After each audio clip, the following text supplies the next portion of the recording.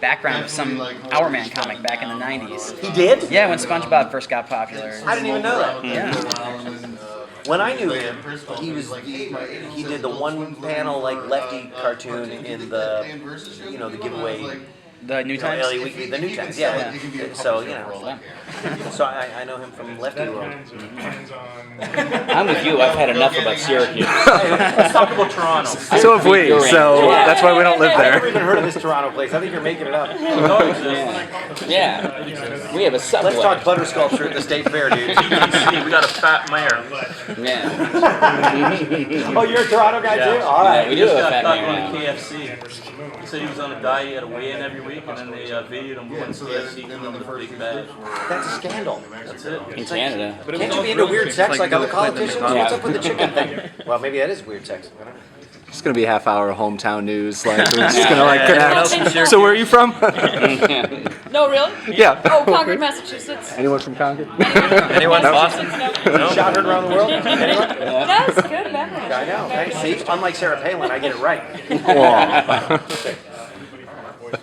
Paget, I started watching Criminal Minds Oh, cool. after speaking to you at WonderCon. Oh, great, yeah. Nice to see you again.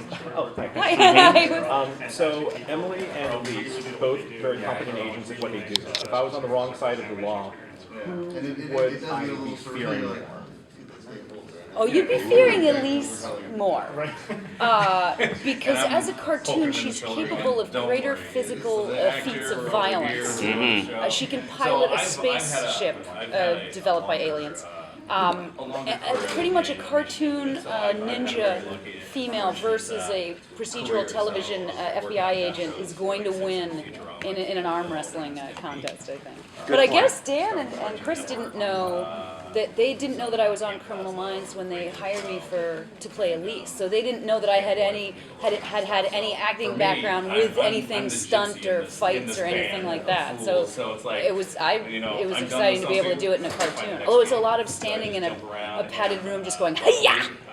That's the extent of the physical violence that I do on the cartoon.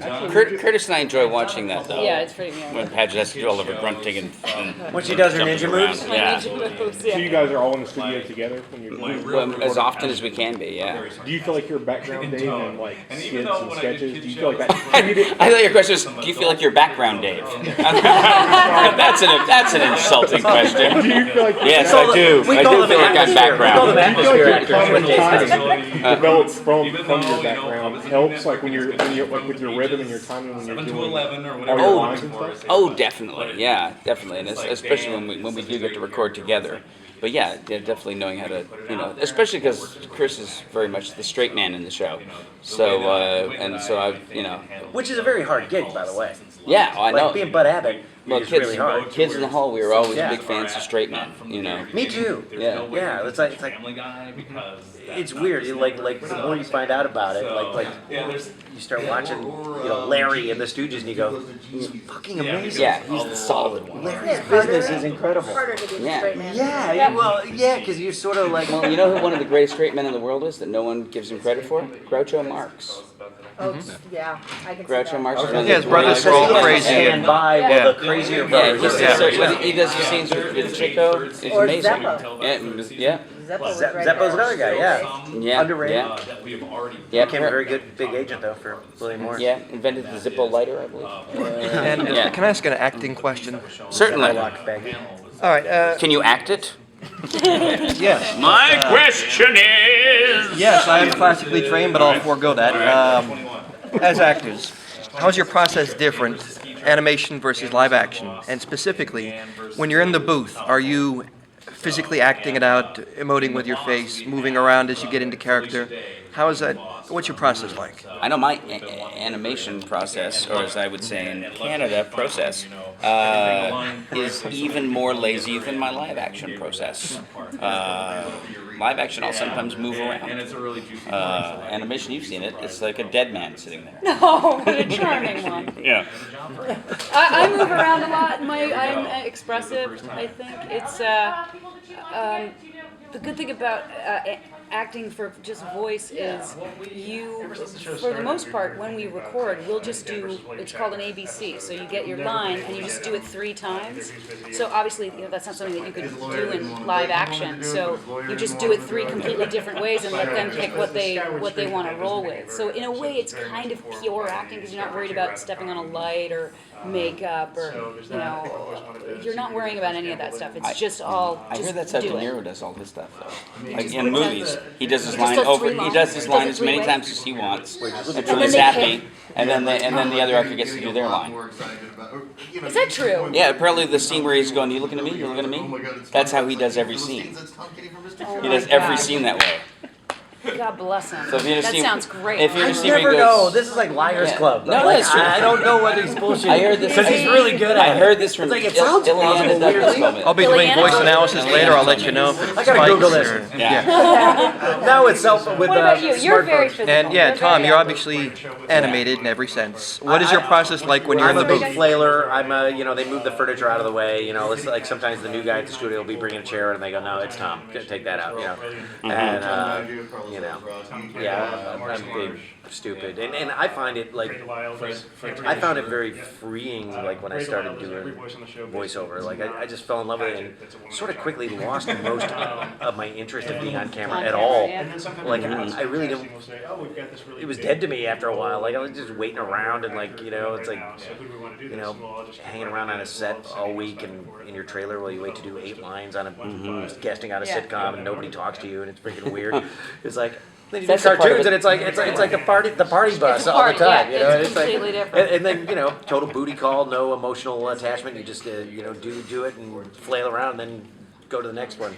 Hello, baby. Then you go to it's like it's the best. And then, I remember when I first started doing it, I'm like, God, if I could do this until I'm like an old dead guy, that would be pretty good. Yeah.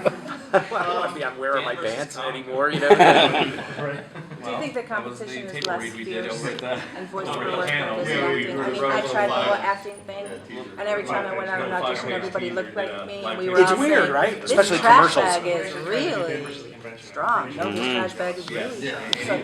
So, do you find that there's less competition in voiceover? Well, I guess it's competitive, but there's a small pool of people that do it. But I guess the main difference for me was that, like, unlike stand-up or on-camera acting, the thing that I found comforting about it was that, when I first started doing it, and I hadn't really done much of it, the guys that I saw doing most of it sort of really were the best guys. You know what I mean? It was like sports or something where you go, oh, well, the reason that guy's on the starting lineup is that he puts the ball in the basket the most times. And with stand-up, it would be like, oh, that guy's sort of good looking, but he's not really funny. You know what I mean? Like, or acting or whatever. Like, it seemed like it was more, what's the word I'm looking for? Like a meritocracy, in voiceover. So that's So it's But just- you are at the top of this. I work a lot Profession now, right now. but I'm saying when I was You first are doing it, that I would look guy. at those guys and go, wow, I gotta figure out how does Billy West do it? How does Yeah. Jim Cummings do it? Yeah. How does Rob Paulson? What are they doing? And it wasn't Yeah. like, that guy, he sucks. It was like, wow, that guy, they're freaking great, and I better get my game Yeah. much improved, or I'm not gonna get hired again. Yeah. And I sort of enjoyed that. It's the closest thing to competitive I've ever gotten in my life. Yeah. And you came to it from comedy too, which I guess is Yeah. because you're one of the best sketch comedy shows ever. Mr. Show. Next to Kids in the Hall, of course. And so we sort of all kind of go, I've known each other like a million years. Like it's kind of a weird, Yeah. when you do the timeline. At least it's the dawning days of alternative comedy. Yeah, Talk I about did. can we talk about its path? Sure, or for an hour. Was it ahead of its time? It's bad. I think it's bad. Got a really bad, got an unjustifiably hated by the press when it came out. I just saw it on cable. It's a funny movie. Yeah, it's a funny movie, and it's kind of a nice little lesbian love story. And so much that You guys paved the way for the L word. yes, we did. It was Steve Hibbert, right? Steve Hibbert wrote it, yeah, with Julia right. Sweeney, Yeah. and I played Yeah. Julia's lover, Chris. And the other thing was that we did the whole movie, and I think it was Michael Eisner came in and watched it, and couldn't figure out if I was a girl or a guy, Mission accomplished. and that made him panic because he thought people would think it was a lesbian movie. So then he said, well, we got to bring him in. He's got to re-record all of his dialogue in a lower register. So they brought me in, and I looped every line of dialogue in the movie in exactly the same register. And then Eisner went, oh, good, all right, we fixed the problem. And That's incredible. Yeah. So wait, your whole performance in that movie is ADR? Is looped? I'm not sure how much of the ADR they wound up using. Wow. But Michael Eisner Like wanted. Planet of the Apes. What Doctor Zero tried to prove. Yeah, I love it. Yeah, but Michael That's Eisner nice. wanted the whole movie looped because he didn't want people to think I was a woman. Yeah. Wow. Talk about missing the point. Yes. What Yeah. does Curtis Armstrong bring to the table? Nothing today. Guys. Yeah. Yeah. Curtis is It's hard to, he's very little, so you only see like his nose and his eyes when he's at the table. Curtis is busy shooting. He and Robert Carradine are doing a show, a reality show called King of the Nerds, and they're shooting that right On now. And TBS. that's why he couldn't be here. So, Yeah. and he tried. He was gonna drive. He was gonna Super come into here the show. at 3:30 in the morning just to try to do the panel and then go back. But they're shooting. They're on call and they're writing it, and so he couldn't be here today. And Curtis is the show. I mean, Curtis Yeah, is, Curtis is dead. he's dead, and Yeah. it's like I could never do that character, like to get the depths of that rage.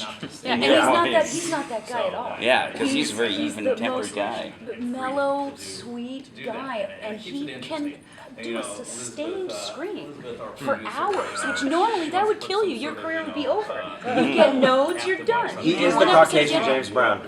yeah, but he maintains it. How that guy does that, I don't know. And he gets it all out, all of his rage. I can't believe that he can do that. Like So it's like, hey, Brian, where are you going? Like those are real rippers, you know. Well, you man. know, it's like a lot of times, yeah, it's just screaming kills you. It's like yeah. it's guttural screaming is the The worst worst thing you can do for your voice. Yeah. That's how you make your living. You know. Yeah, with your, and I do that a lot. After a day of that, I'm done for a while. Like, I remember when I did a Bug's Life, they would 2 sessions, and the session would end when John Lasseter had burnt out my voice. That was when it would end, with all the shouting and screaming. Cruelty to insects. Yeah. Can you share about being involved with the Hub Network and you know, who watch the other shows and what's your experience been with the network? Well, Tom and I are both bronies. Do you know about this? My Little Pony. There are male fans of My Little Pony that are grown-ups. They call themselves bronies. The whole convention. And But they're I straight don't know, dudes, right? They're straight. They're not, you know. I mean, They're ostensibly Yeah, they're not straight. I don't know. That sounds great. I didn't know about that. They don't till molest I Could be got it's here. Pat Part 2. Lower your voice when you talk about it. No ponies were molested during this Yeah. convention.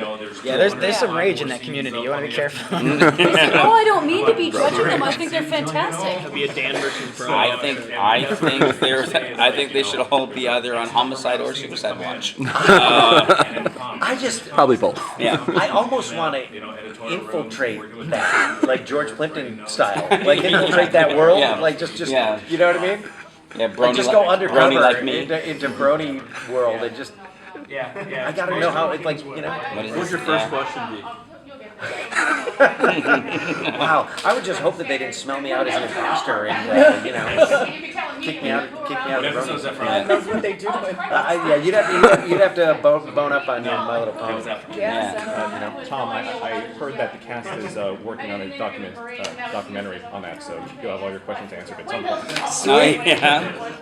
Are they really? and I have worked together On the actors brony are here thing? across the hall. Wow. See, we don't get to see anybody else. We go in and record, and we don't get to. I mean, those other shows, those guys are here. I don't know them. We haven't met them. I mean, we know John DiMaggio. And Who sat in for he's Curtis on our show, Armstrong too, at our but- table read today? Yeah, unless they come in and record Bender with us, as we don't Curtis. get to meet the people. Let's go across the street. I wanted to go to extras the on the Firefly DVD. reunion. Did anyone get to the Firefly reunion? We can get you in the press room. Sure. Yeah. Yeah. Yep. I saw you here yesterday. So, but Maurice, the piece that we Well, just unfortunately, screened the in last versus 7 years, I was shooting shows and I couldn't come down, but I came for 6 years every year, and it was great. Spoiler alert, there you go, Rocky Monster. And Was I, did I have a web when you series? hear Oh, that Agent voice, 15. it is- Oh, yeah. It was a parody of James Bond films, and I played the agent who, People are like, oh, my skin was melted off by killer jellyfish, but I regenerated, decorated, and now I'm in a bikini with a crossbow. And we made like 12 movies that were joke movies, and we came down here.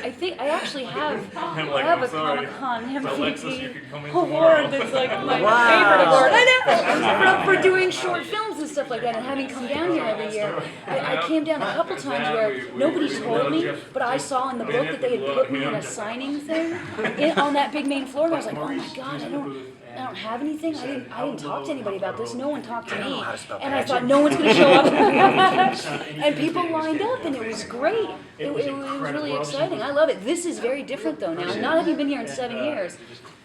How much attention is being paid to Comic-Con now, with movies and TV and studios and advertising, like, it's changed. It's a much bigger deal. And I heard there's a rumor, tell me if this is true, I heard there's a rumor that they're thinking of moving this from San Diego to Vegas. Have you guys heard that rumor? It's been bandied about for a while. What do you think about that? For one too. What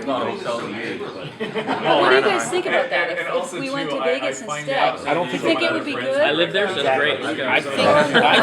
I think considering the large percentage of people with Asperger's that come here, it'll be hard for them to adapt. Yeah, they don't like change so much. Yeah, they don't like